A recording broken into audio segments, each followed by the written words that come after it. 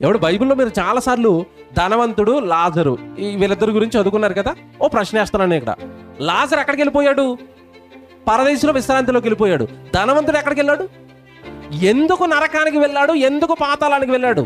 బాగా ఆలోచించి ఆన్సర్ చెప్పండి. ఎందుకు వెళ్ళాడు? వ్యభిచారం చేశాడని ఏమన్నా ఉందా అక్కడ?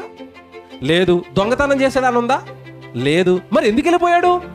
ప్రతి దినము తిన్నాడట, త్రాగాడట. నెక్స్ట్ సుఖం, సుఖాలు, సుఖాలు, సంతోషాలు, ఆనందాలు. ప్రతి దినమూ సుఖపడుచుండేవాడు, ప్రతి దినమూ సుఖపడించుడు. ఏమంటే దినాలు సుఖపడడానికి ఇచ్చాడా, దేవుడు పని చేయడానికి ఇచ్చాడా? ఇప్పుడు మీరు ఏం చదువుకున్నారు?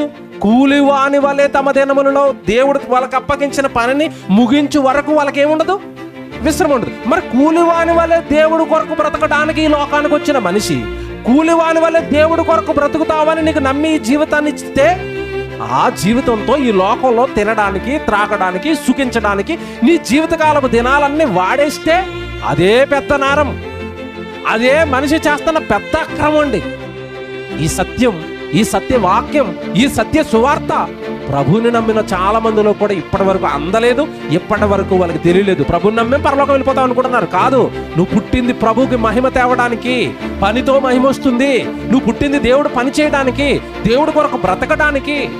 ఈ అందమైన జీవితం దేవుడు నీకు ఇచ్చింది సుఖించడానికో, భోగించడానికో, లోకంలో ఉన్నవి అనుభవించడానికో, లోకంలో ఆస్తులు సంపాదించుకోవడానికో కాదు నీకు జీవితం ఇచ్చింది.